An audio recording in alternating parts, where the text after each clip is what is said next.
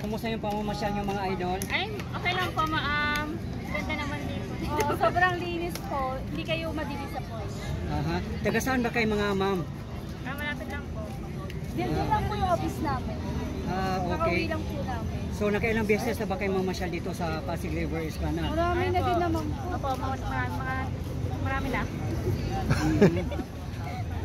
At naimbitahan nyo na ba yung mga kapamilya, kapuso at mga kapatid na mamasyal sa Pasig River Esplanade, handog ng PBBM admin para sa bayan? Yun.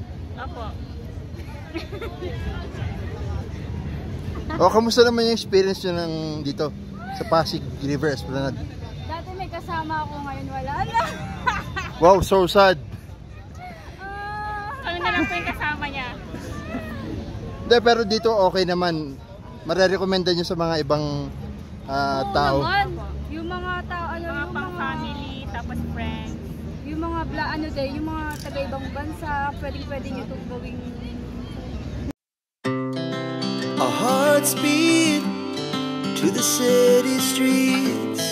We began to feel the fire.